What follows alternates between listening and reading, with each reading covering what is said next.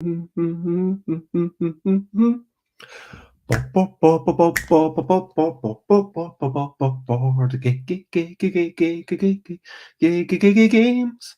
board games, it's what we're talking about. Board games, but I'm not gonna shout. I am starting off this streaming with a little bit of singing. And I today talking about launching a Kickstarter or any other crowdfunding campaign for that matter. What is my marketing philosophy? That's too big a question but let me try and I'll help hopefully. Hello, good morning, good afternoon, good whatever it is, wherever you are, 10 a.m.ish UK time, time for Busy Beats and Board Game Blether. And yeah, today's episode was inspired by a couple of questions. Like one was actually targeted at me directly via a private message saying, "Hey Bez, do you have," I'm not going to name who sent it, "any tips for launching a small game Kickstarter?" So that was, yeah, the entire question. And that's, yeah, that's like a really big question. Like this doesn't seem like something where, any tips. I mean, there's a lot that I could talk about. I could say make sure that you take time off. I could say, don't obsess over the numbers. Make sure that you actually get away from the screen. Make sure that what you don't tie your sense of personal worth to the success of your Kickstarter too much, because you are worth more than that, and that's worth remembering.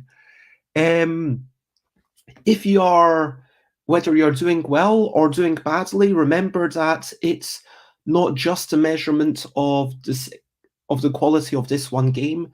It's certainly not a measurement of the quality of you as a person. And yeah, I myself find that, especially with my early Kickstarters, it can be so easy to just feel like, oh, it's not doing as well as it should. What's wrong with me? Now, in terms of marketing,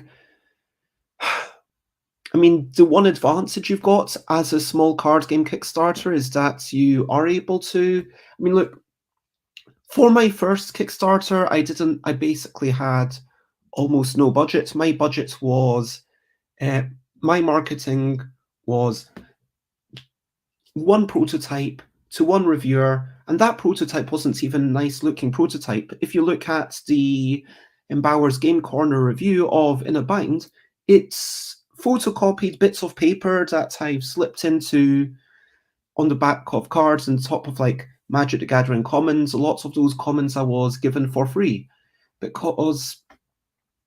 and some of those cards I bought when it was like, oh, this is a discontinued game, you can buy free packs for £1, and then you get a lot of cards that you can put into sleeves, and that's the cheapest way to make a prototype. So that prototype probably cost me lots of time.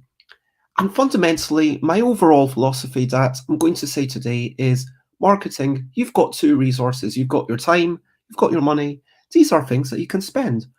And you can choose how to spend this time. And that's, usually what people are looking for. Oh, is there something amazing that I can do? And no, it matters so much what your budget is, because literally when I started, my budget was less than 20 quid. I did go up to Scotland to do a quick thing, but that was, and take advantage of your existing relationships, take advantage of what affordances you have. I played the piano. Someone already knew me because I'd done some paid gigs in their pub a few times, and then they said, hey, if you want to come up here, maybe do some music and play a game, I would cover your travel to come up there. And like they didn't cover a train fare, but I went up there by coach and stayed with a friend and performed some music, and that got me, some videos, recording videos, taking advantage of friends, going to the park literally on a sunny day and wandering around with my friend who would video me playing with lots of different people. I recorded a ridiculous amount of short videos and got it uploading every day on Board Game Geek. Not some of those things were definitely more valuable than others. It's true that playing in real life is less likely to get you backers than spending that same amount of time and effort doing stuff virtually because you're going to reach more people. Um, but I guess I've not talked about that third resource because it's not just about your time and about your money, but a lot of people forget that's actually the amount of energy you can spend because it's not like every hour of every single day I am being equally productive. I mean, not even every waking hour of every single day am I being equally productive. Sometimes, some days I've got less energy. I'm struggling to do something. Sometimes I've spent all my creative energy. And so, yeah, what gives you energy? For me, watching other people play is actually a source of energy. That's why I go to conventions. I don't even go to, I don't, conventions, they are a marketing exercise, but that's not why I go. I go primarily because once I get, like, it's not, there is a lot of expenditure, there's hopefully a fair bit of income, you know, sometimes if I sell 200 games, if I sell, how many things did I have at UK Games Expo? Probably took in about £2,000, let's say. But I definitely spent more than that. Let's say I was about £500 in the red because I have a lot of helpers. I help them get to where they need to be. I help a little bit with food. We have a couple of nice meals together. And sure, that's an expense. Is it a marketing expense? Partially. It's also partially an expense for this is the reason I make games. This is what gives me energy. It's also partially an expense for this is what then allows me to, at this point in my career, because I've been doing this for more than 8 years full time, at this point in my career, I'm able to say, yeah, I'm going to go there and come back and I'll have spent, maybe £500 more than I've gotten, but I will have learned so much by interacting with these people, by showing it off to these people, and hopefully that will make a better game that I'm then more easily able to pitch to other companies. And my self-publishing, like, just to contextualize it, my self-publishing is all, I love it, and I love getting my games out there. I love seeing people play my stuff, but it's not something that earns me any income. What does earn me income and what will hopefully continue to earn me income is getting it out there to other people. So licensing it to other publishers, where other publishers are able to use their marketing and their distribution network, which is so much better than mine. And that's how I get stuff made. Now, yeah, that's the introduction. Let me take a step back, talk about some recent highlights, and then we'll get back into it. Recent highlights, living life and seeing the sights.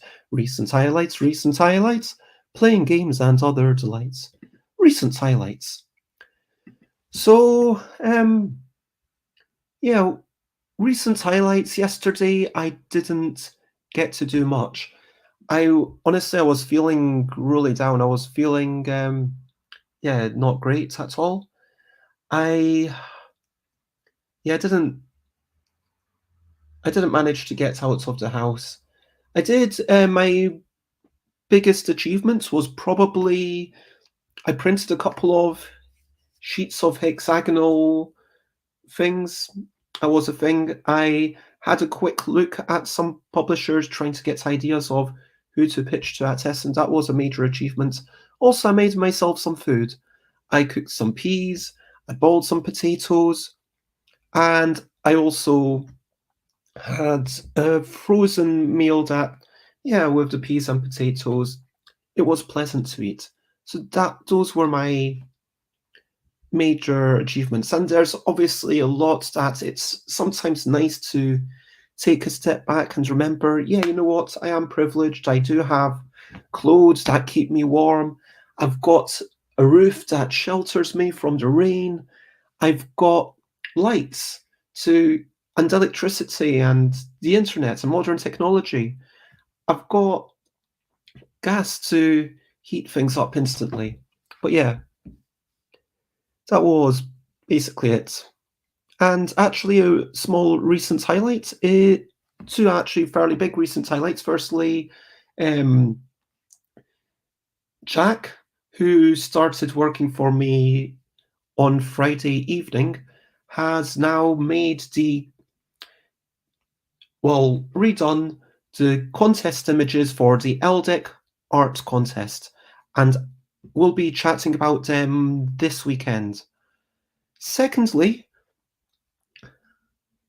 actually, yeah, maybe we will. I'll chat about them on Saturday. How about that? I will decide the winners on Saturday morning. I'll decide the winner. I will put it up. I will ask everyone which one they prefer, and we'll go with that one. But I think I've got a preference, but I just want to check with everyone else because I'm trying to anonymize it so that other people also have a good say. The other exciting thing is that for the LDEC game design contest, where there's 10 games still in the running, two of them not quite up to scratch, the designers decided that they're willing to remove it from consideration.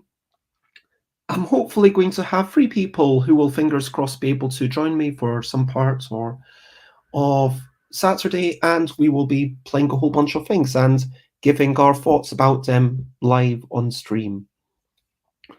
So those are the recent highlights.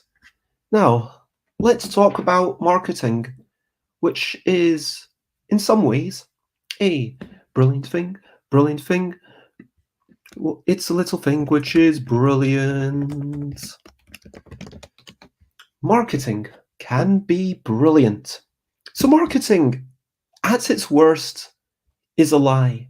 Marketing tells you you want something when you don't really want it. Marketing tells you need something when you don't even want it. Marketing can exaggerate the good and ignore any bad qualities, all in the name of making that sale, getting you to hold the object so that it gets imprinted upon you or whatever, and getting you to fall in love with it when maybe the next day you'll be thinking, whoa, why did I buy that? But the best sort of marketing is honest. It's not just about saying, rah, rah, rah, buy this thing, but it's admitting all the faults, and it tells people this is what this thing is about. Maybe shares your philosophies. Good marketing is basically good communication. That's what good marketing is. Marketing is a case of me saying, hey, this game is far, telling you about this game. Good marketing is a case of me saying, hey, if you like putting together combos and synergies and you like something that's a wee bit whimsical, then I've got a game on Kickstarter that you might want to back. And I'm actually going to share that link once more, just in case anyone isn't aware of it. So check that out in the comments. Marketing admit when there's something that's not great and doesn't try to minimize it. It doesn't need to talk about it necessarily, but it will make it obvious. If my game has a little bit of arithmetic at the end and you need to count up, potentially going, okay, there's 7 plus 7 plus 5 plus 1, 2, 3, then, you need, hopefully people will be aware of that. Again, marketing, I was made aware of this AIDA thing: awareness, interest, desire, and action. So that is, let's look at AIDA. So as an acronym, the A is awareness. Someone needs to be aware of something before they can even consider whether it's good or not. The I, for interest. That means that if someone is aware of it, is it for them? Maybe it's for me. Or there's something that, oh, I heard about catapults and crossbows. Okay, that's actually a real game. The Legend of... I'm trying to think of a boring... something that wouldn't spark my interest, but I'm a naturally curious person. If you, firstly, awareness, you maybe see the box, you maybe see the art, you hear the name somewhere. The interest is the desire to want more, to know more. It's curiosity. It's like, okay, there's something interesting about this. And maybe that interesting thing is the title. Maybe it says like Boxy Legends, and I'm like, oh, what says Boxy Legends? And hopefully it takes you down a rabbit trail. Now, it's not just it. If I look up what Boxy Legends is, am I going to find lots of boxes, and is that it? And will it be like, whoa, this is actually a game about little cardboard boxes, and you want to be the best cardboard box ever? And then that's going to feed more interest. And so once you've gone from the interest is hopefully a self-perpetuating thing. Because as long as you're telling people interesting things about the game, I mean, hopefully there's more than one interesting thing. I mean, hopefully after that, it's like, well, how does it work? And now I want to know the mechanisms of the game. But then if the mechanisms of the game sounds like a whole bunch of other games I've played, I'm going to lose interest. The interest level will fade. But it's not a binary, of course. It's one of those, the more I see it, awareness, simple paid marketing and having it pop up on Facebook or whatever is itself going to feed some sort of curiosity, interest. But an actual interesting title, an interesting fact about this game, saying this is the first ever strategic game about coloring. I mean, that feels like a good tagline, and I think I do actually have the first ever strategic game about coloring, and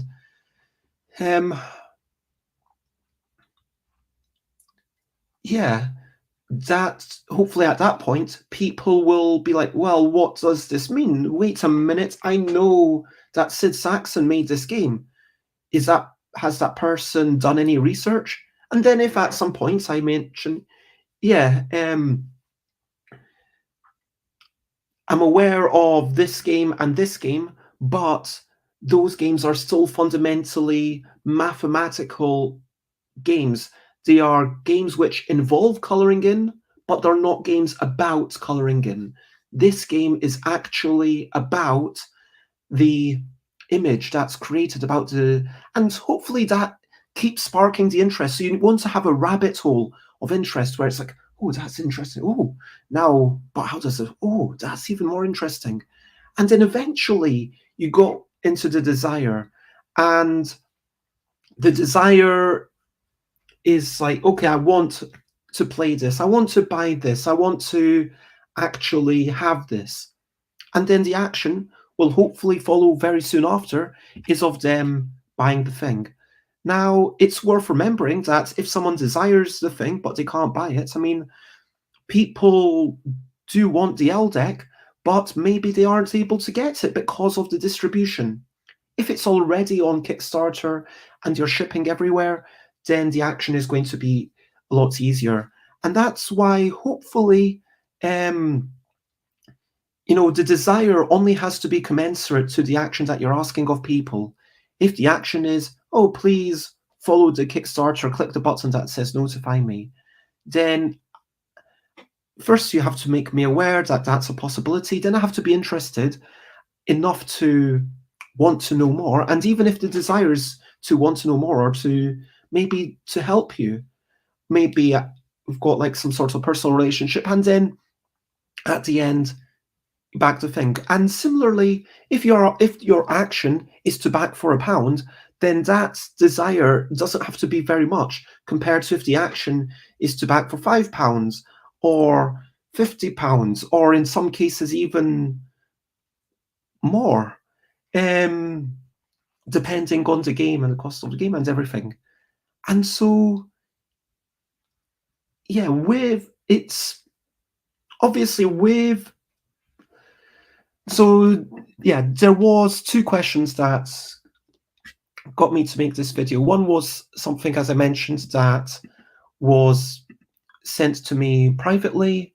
One was the question that was posted publicly, which was, does anyone have any tips for marketing the Kickstarter? And tips for marketing, again, look at each possible thing you could do. Think about how much energy does this take? What's hardy? How much money does this take? How much time does this take? What are the potential benefits? Are there any downsides? Because when I say talk about the downsides, you might be thinking, well, there's no downsides to anything, surely. I mean, spamming in 10 different Facebook groups, sharing the same message, frankly, in 2 or 3 Facebook groups simultaneously does leave a bad taste in the mouth for people who are also part of all those Facebook groups. And that might cause them to unfollow you. You want to delay it a bit or change those messages. Maybe, okay, on the first day, post in a couple, but that's my approach.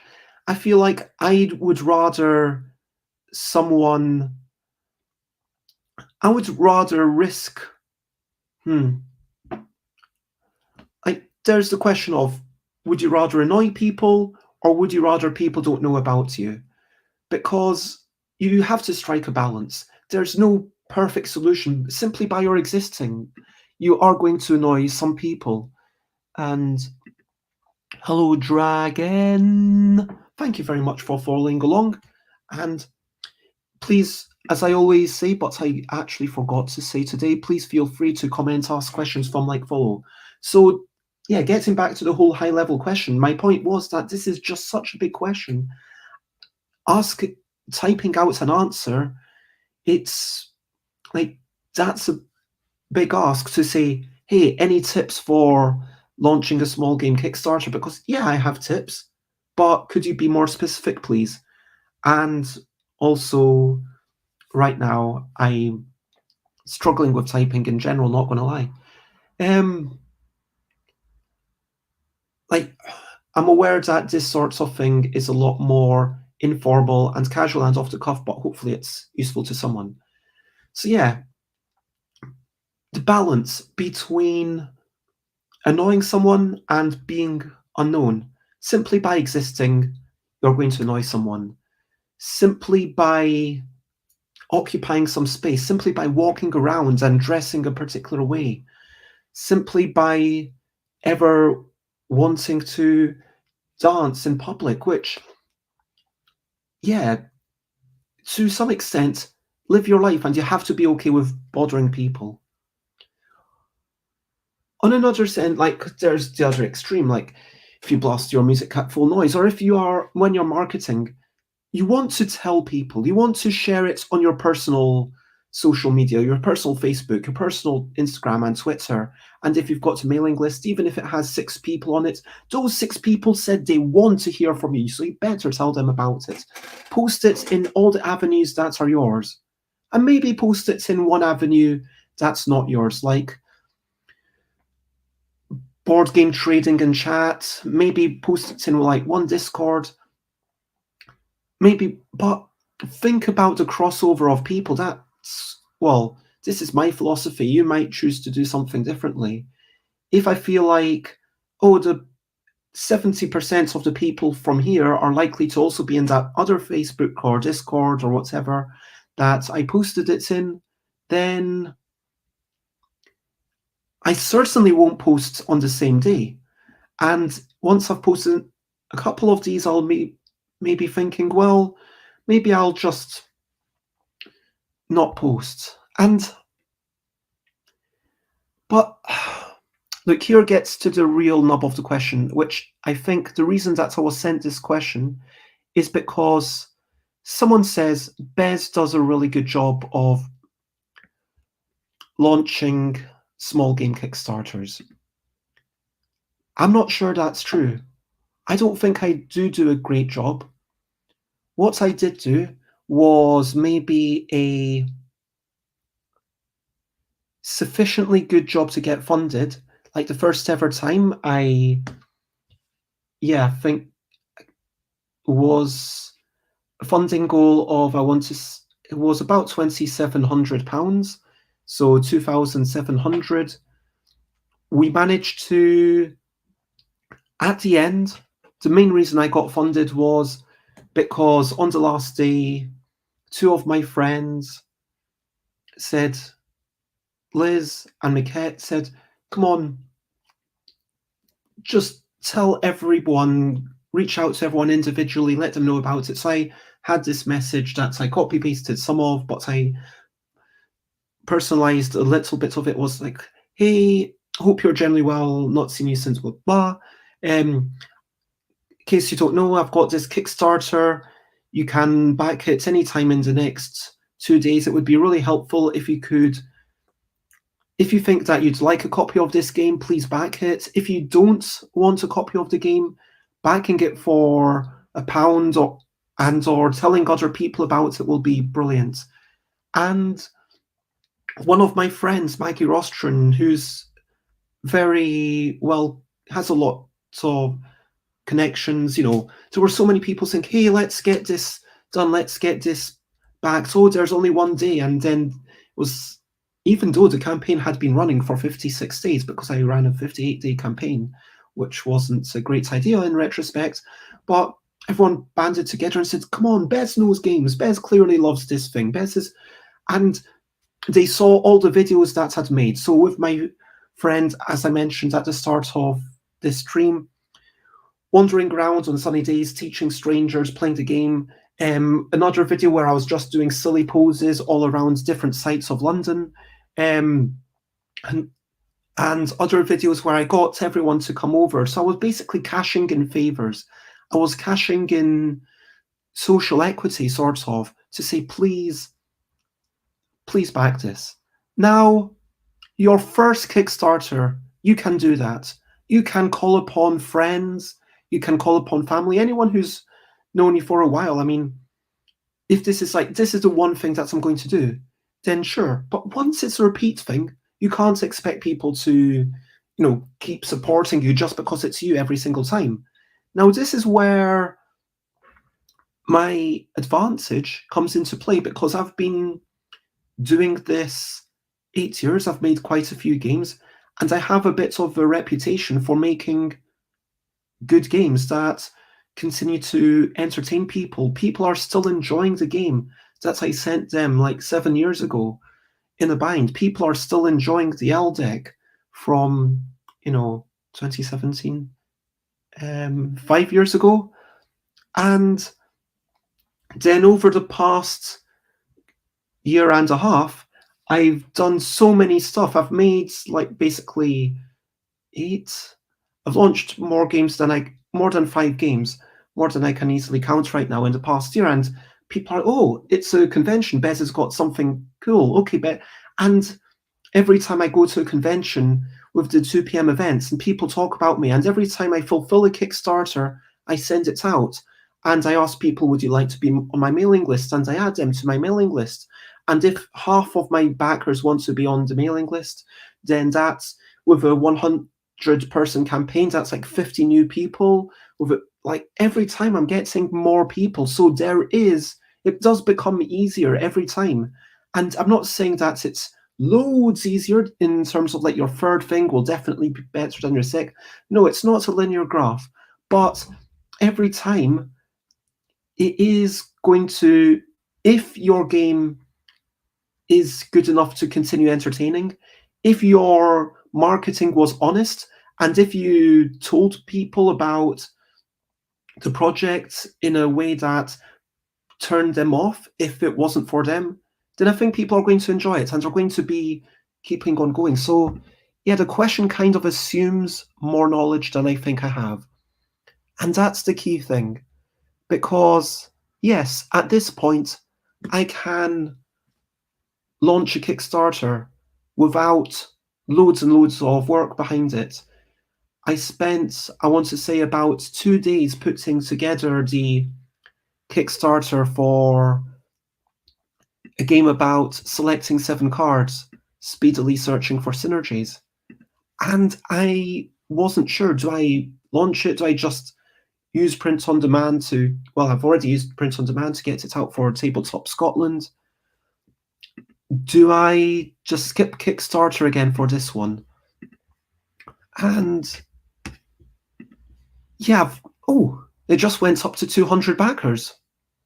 And yeah, there's a lot that could have been done. I could have had a video, I could have had better images here.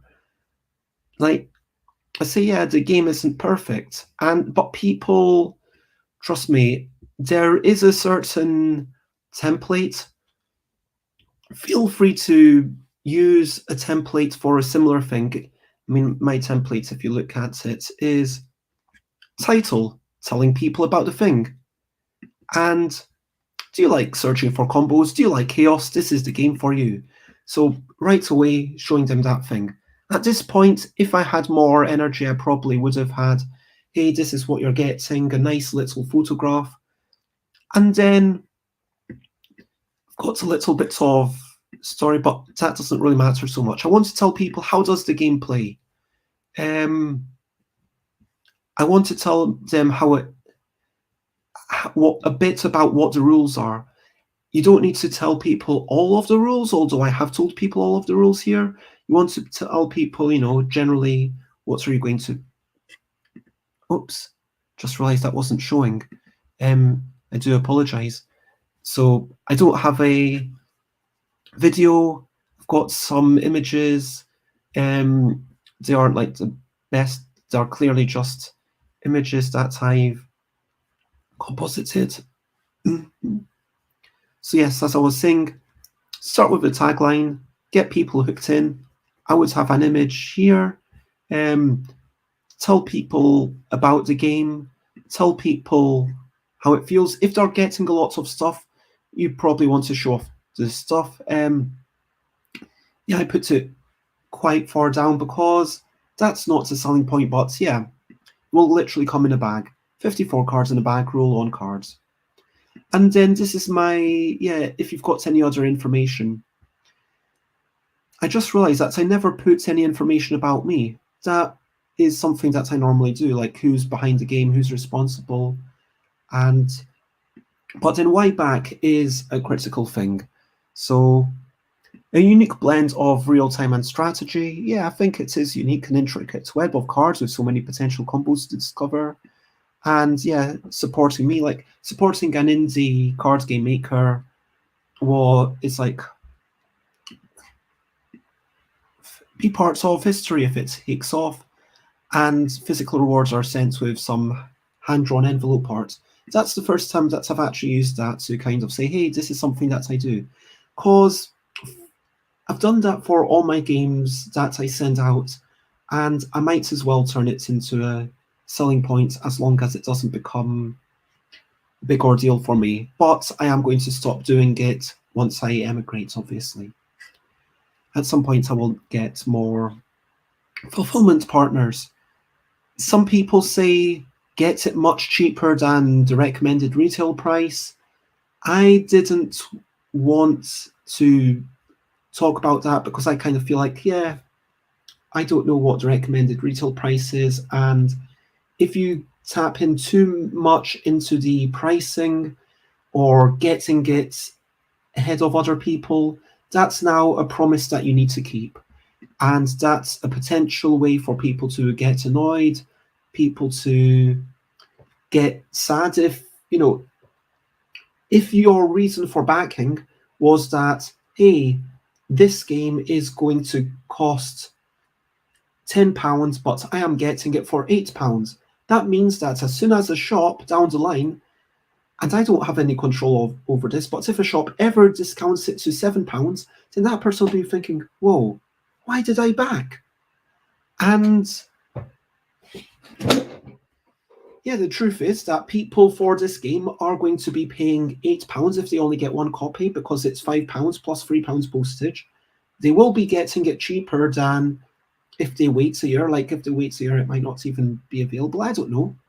But if they get it from a shop, even like with the box, I was going to make it RRP maybe £9, and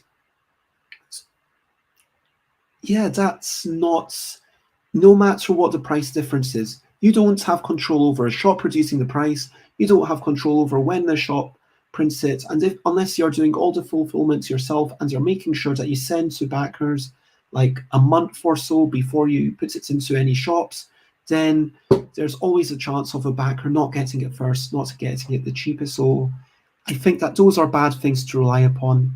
I think the better thing to rely upon is the uniqueness about this game and the uniqueness about you. Like, what is unique about this game? And yeah, anyway, in the absence of other questions, I hope that that's been of some help. And yeah, I wish if you are doing a Kickstarter or something, feel free to ask me any like more specific questions, and I'll maybe try to answer it in a future show. Otherwise, let me ask you. Question of the day, question of the day. Here's a little question before we go on our way. My question of the day is, do you use coasters? This is it's a beer mat rather than a type of coaster that you would pay a lot of money for. But yeah, I use these beer mats on the table. It just feels like using these allows me to put hot plates down and avoid, like, if it's in a little bowl and the bowl can fit on this one, if the bottom rim of the bowl can fit there, then it stops the heat touching the wood of the table.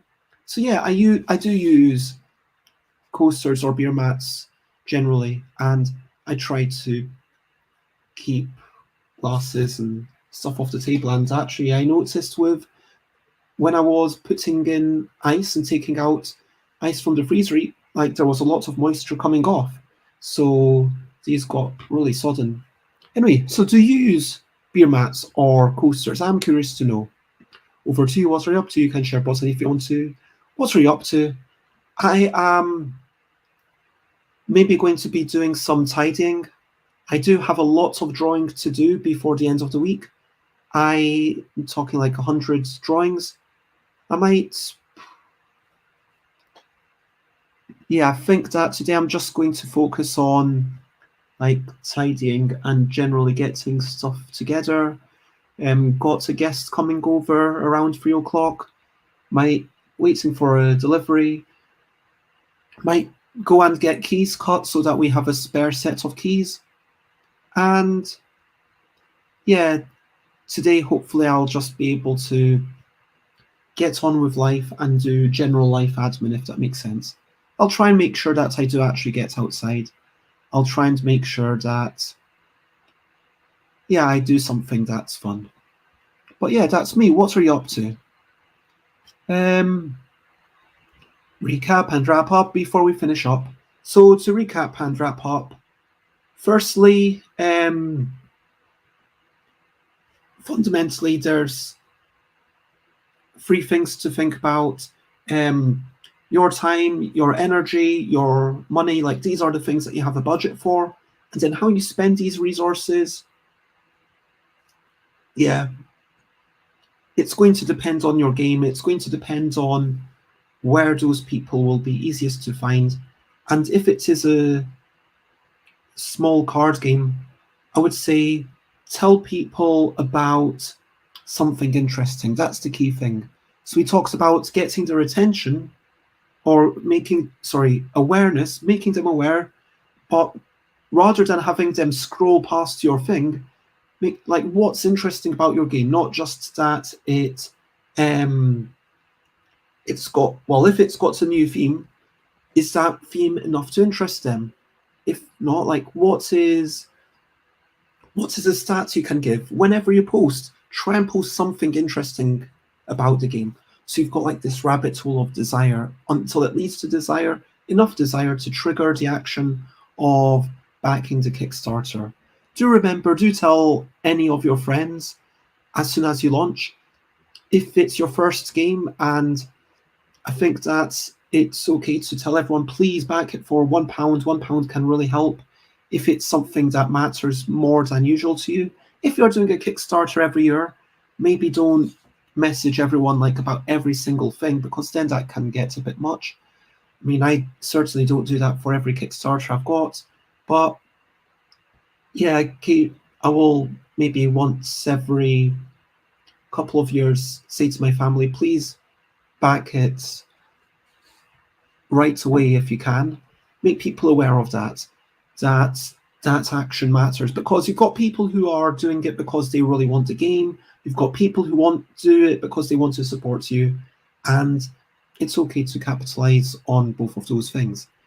And then, yeah, with the layouts of the Kickstarter page, I would personally enjoy it when, do for your first thing, try to make it better than what I'm showing here, and starts off with a quick, this is what it is. 2-minute drafting game for 2 to 6 players. I think that brings people in. Do you like this? Then there should be a big hero image like all the games. And then, like, I've probably rambled on a bit more than is good. Tell people how the game plays. Tell people how it feels, not just about, show people what they'll get. And if you've got a nice prototype, scatter all the cards, take some nice shots about it, any other information, give people some reasons to back. And you probably, especially if you're a first-time Kickstarter creator, let people know that you've played a lot of previous games before. Let people know that you are a responsible people who won't run away with the money. Let people know that you've actually done the sums because, to quote Forrest Bauer, the questions they are asking is, what am I getting? How much does it cost? Can you do it? And do I want it? And hopefully you've told them about it. But also, if you say, I've played this game, and these are the games that I've been inspired by, that might be something that people, that person knows what they're doing. Can you do it? You want to tell people how much time you've spent on things, that you've done your maths, that you aren't going to make any mistakes. And so, that's my recap and wrap up. So thank you very much. And hello, Shane Bennett. I hope that you are having a good day. I feel like I should know that name, but I can't remember who you are. You're just coming towards the end of this show. If you do have any quick questions in the next 30 seconds, I will answer. But otherwise, please check me out on all the places. Stuff by Bez down there, Instagram, Twitter, Twitch, YouTube, where you might be watching. If you want to join my Discord, then go to stuffbybez.com/Discord. And of course, there is my latest Kickstarter to check out. If you want to know what I'm going to be streaming about tomorrow, I do stream every day at 10 a.m. UK time for, well, it depends on the days. Fridays are always a super quick show. I say 5 minutes, like 5 Minute Friday, but in reality, it's more like closer to 10 minutes. Friday is like just a quick epithet. Saturday and Sunday tend to run a little bit longer. I like having guests, and a typical show will be around the 40 minutes mark. That's what I'm aiming for. So if I look at my calendar, tomorrow, oh yes, tomorrow I've scheduled a meeting with Matteo Menapace. So if you are curious about a game about Matteo Menapace has been a resident game designer for the Victoria and Albert Museum and was working with Matt Leacock on a new cooperative game that I got to playtest on Saturday. And I've encouraged him in the past, but I think that sometimes people underestimate how easy it is to speak or overestimate the difficulty. And so we're going to chat and talk about them and what kind of person they are tomorrow. Wednesday, with Alan Paul, I will be discussing area majority. And that will be, on Wednesday. Wednesday, I'm also finishing my Kickstarter. And Shane says, looking forward to the new game. I assume if you're backing it, thank you very much. And I look forward to hearing how you get on with it. And yes, thank you for your support. So yes, on Wednesday evening, I am considering doing a closing ceremony where I just kind of finish the last hour, maybe the last half hour on a stream, and yeah, let me know what you think. If a couple of people would join in, then I will do that. Then Thursday is really exciting. I am getting to chat to Frank West, the new president of Gamma, and we're going to be asking, what is Gamma? I mean, in case you don't know, Gamma is the Game Manufacturers Association, so it's basically for people who are making toys and games, and it's kind of lobbying the government, looking out for things. But like, I want to drill in a little bit more into that. What is Frank West going to change? What is Gamma actually going to do? What can Gamma do for me as a game designer, self-publisher? Should people who aren't involved in the industry but are just enjoying games, should they care about Gamma? And I think the truth is that, there's some amount of caring because everyone's going to be lobbying the government, and the US government is a big deal. And yeah, unfortunately, we need people to lobby the government for things that we want. It's kind of, but yeah, anyway, share, spread the word, and thank you everyone for being here. Thank you to the folk who posed those questions and inspired the show.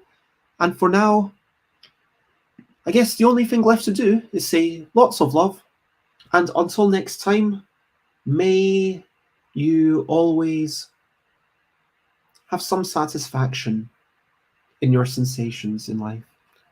And bye, bye, bye, bye. This is a goodbye song. Bye, bye, bye, bye. Thank you for watching along.